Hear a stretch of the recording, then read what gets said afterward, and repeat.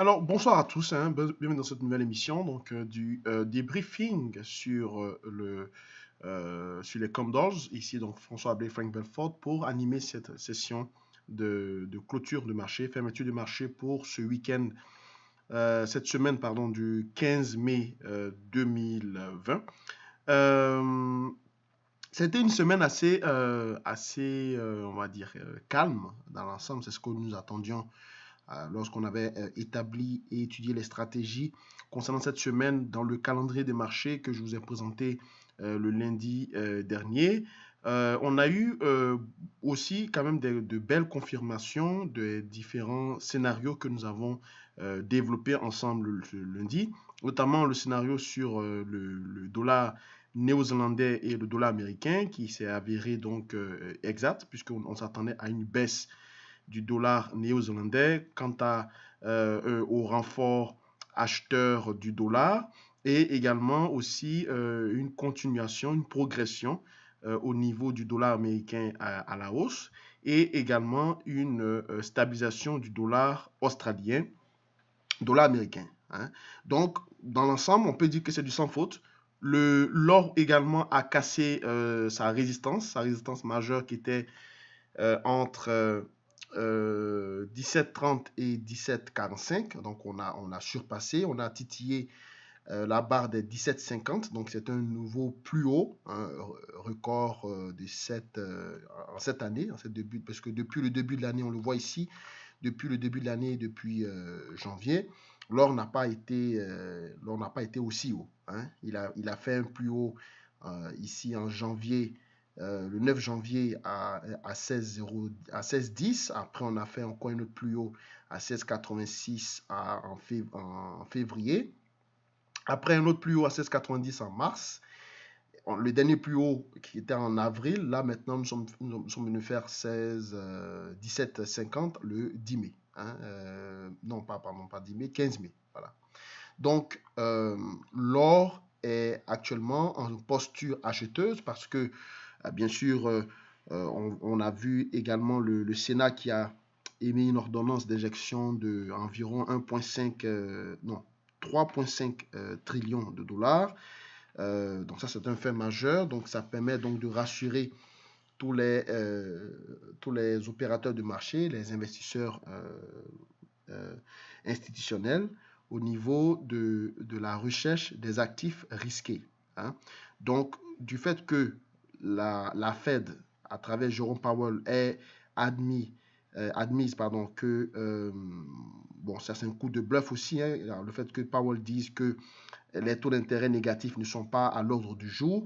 Ce n'est pas vrai parce que de toutes les manières, avec cette manne financière qui est accumulée, il faut bien que les intérêts soient payés. Et si les intérêts sont à 0,25, 0,50 dans cette fourchette, je vois mal l'administration américaine vraiment continuer de relancer sa production parce que ça va coûter beaucoup au PIB en termes de points. Vous avez déjà vu, on a vu déjà récemment l'estimation du PIB français qui est vraiment dans les pommes, hein. On a vu à peu près une perte sèche à peu près de pratiquement, ça coûtait au PIB français à peu près, euh, si mes chiffres sont bons, moins 6%. D'accord? Moins 6% de perte au niveau du PIB français et au niveau de l'Allemagne, c'est dans le même ordre, aux alentours de 8%. Hein, 7 points et quelques 8%. Donc l'Allemagne est officiellement en récession.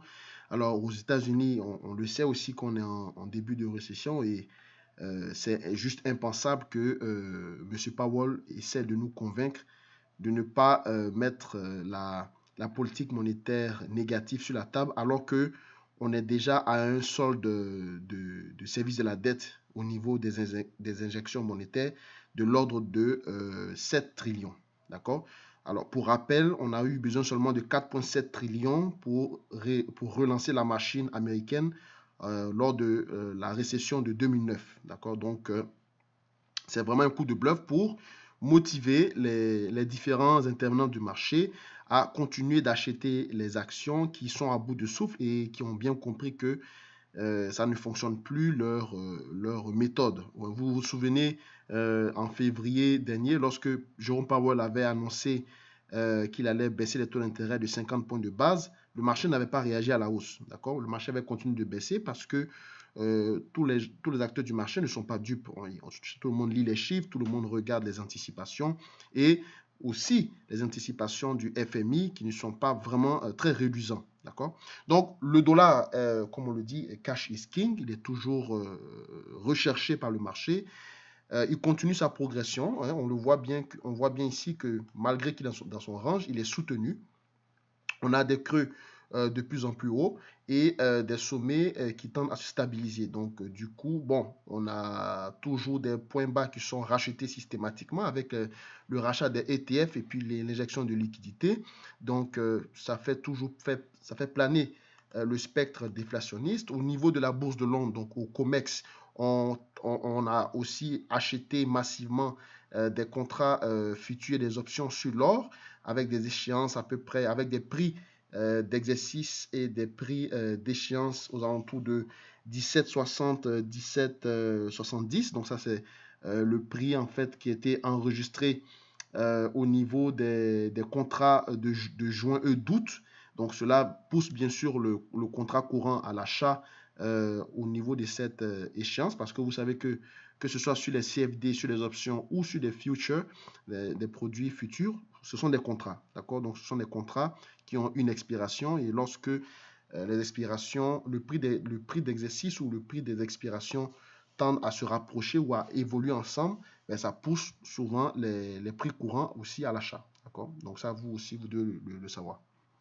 Donc, dans cette dynamique, l'or est acheteur avec bien sûr l'actualité que j'ai énoncée et également au niveau du Brexit, le statu quo entre l'Union européenne et l'administration londonienne, donc le sterling, qui lui tend à chuter. Les traders de Londres donc commencent à chercher à se couvrir avec de l'or pour compenser donc les pertes liées à l'incertitude donc sur les négociations entre la Chine et entre l'Angleterre et l'Union européenne. D'accord? Alors au niveau de la Chine est actuellement en froid avec l'Australie, donc le dollar australien, lui, qui tend à se stabiliser malgré les différents diplomatiques avec l'administration de Xi Jinping, pardon. Et on voit que le dollar, du point de vue de sa force, même s'il tend à se stabiliser, on voit très bien que également au niveau du dollar australien, il y a aussi du nouveau. On avait déjà émis un point haut ici qui a été shorté, donc on vient tester ce petit support ou au niveau du seuil de stabilisation du dollar australien, dollar américain. Mais on voit très bien que de plus en plus qu'on accélère, hein, on voit qu'on a une inflexion du mouvement des prix. Hein.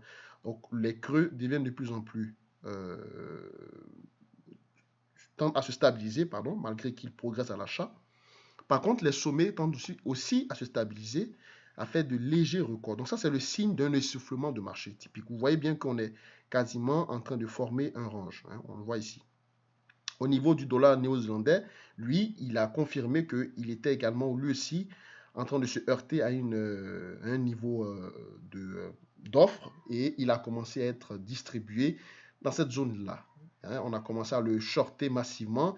Il va le retester. Je vise donc le seuil des 0,5850, donc à peu près ici. 0,5850, c'est à peu près ici. Voilà.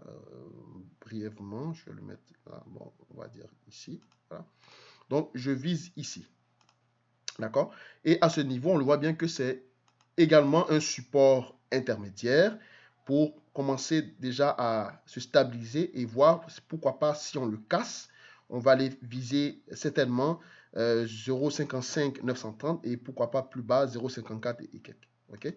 Donc pour l'instant, en intraday, c'était une superbe opportunité, c'est un très beau trade au niveau de dollar néo-zélandais NSD USD et pour le moment, donc ceux qui vont chercher à shorter, c'est mieux d'attendre donc la stabilisation autour des 0,5 58 500 avant de chercher à rentrer en position parce que vous le voyez très clairement que à partir du creux, le 0,58 350, 0,58 500 et du sommet ici, on est déjà à la porte, hein, donc on est en train de se stabiliser. Donc il y a un ralentissement qui est en cours.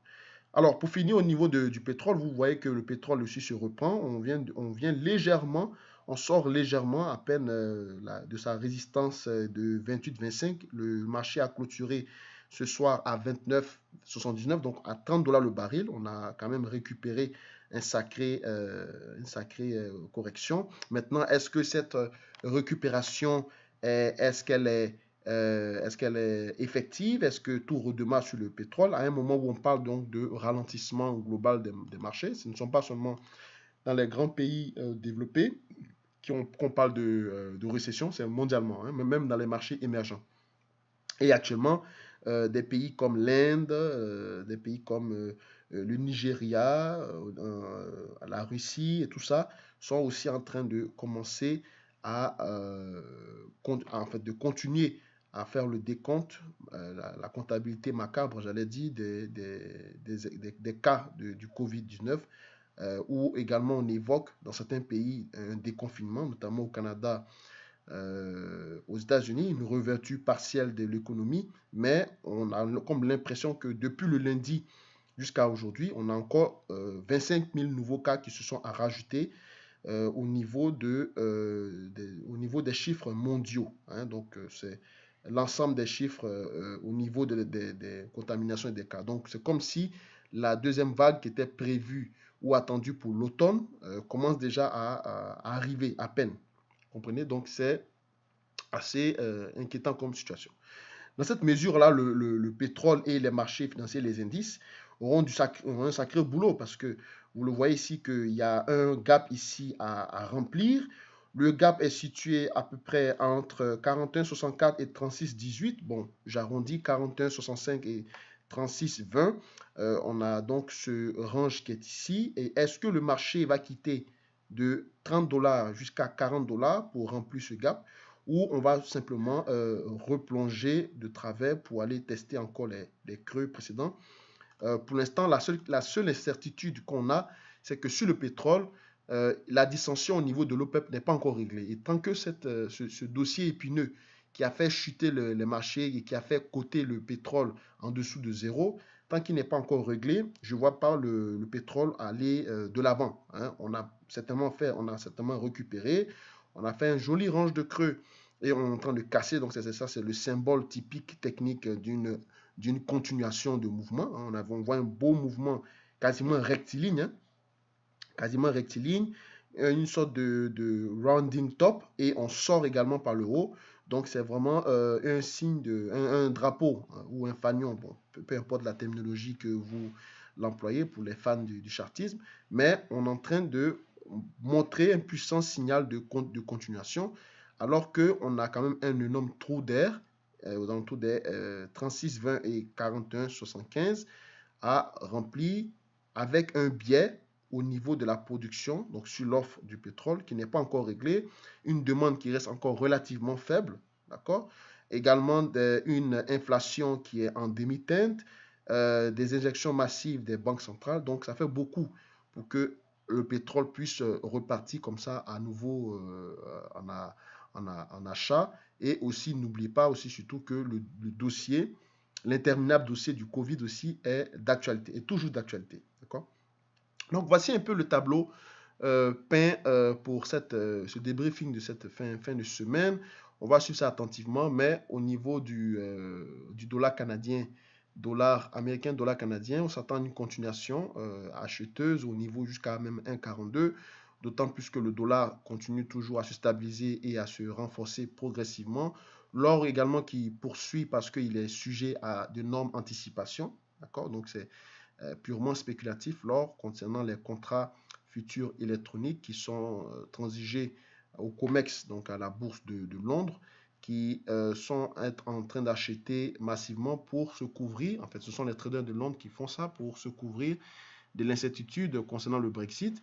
Et puis aussi avec l'injection massive pour le rachat des bons du Trésor. Hein. Les obligations ont tendance à aller dans le même sens que l'or. La corrélation empirique est positive de ce côté-là. Donc, c'est aussi des signaux de l'or. Certes, on ne va pas monter de façon ascendante comme ça. On aura certainement une certaine progression en demi-teinte, mais ça sera pernicieux, mais on est déjà au-dessus de la résistance. Donc, c'est déjà pas mal un signal acheteur. Donc, cassis de résistance, pullback sur la résistance pour repartir vers le haut. Certainement, beaucoup de gens anticipent 1800. D'accord? Moi, je reste toujours entre 1770 et 1760 et 1780. Donc, à ce niveau-là, ça sera déjà pas mal un plus haut. Et puis, on verra en début de semaine prochaine, donc lundi, pour euh, établir de nouvelles stratégies. Dollar néo-zélandais, si c'est pour shorter, je peux dire que c'est un peu trop tard. Il faudrait attendre un peu, d'accord? Il faudra attendre vraiment le retest du niveau ici des 0,58 330 pour valider soit une cassure de ce creux pour valider un vacuum zone. Hein. Les vacuum zones, pour ceux qui ne savent pas, c'est en fait des situations de marché où il n'y a pas on va dire d'obstacle technique. Donc le marché est quasiment en chute libre. Donc il n'y a pas de, euh, de support apparent ou de support intermédiaire. Donc on parle de vacuum zone, donc une zone d'évacuation en anglais. Donc du coup, un couteau qui tombe, donc pour aller tester certainement le seuil des 0,55 930. Le dollar australien, lui, il tend à se stabiliser. Lui également, même que ce soit en intraday ou bien en daily, il n'y a rien à faire. On a juste à attendre qu'il se stabilise sur les seuils des 0,63 100, 0,62 800, donc à peu près ici, pour tenter maintenant une autre vague acheteuse ou voir une cassure pour aller tester maintenant le seuil des 0,59 730. Et puis le pétrole, on le suivra attentivement. Le dollar, toujours le statu quo, donc spectre déflationniste. Et puis également injection massive du dollar. Et le dollar est recherché par le marché, donc forcément, il est soutenu et stable à très court terme, et voire même sur le moyen terme. Merci encore d'avoir suivi ce tour de marché global, ce débriefing. Portez-vous bien, passez un bon week-end et puis à lundi.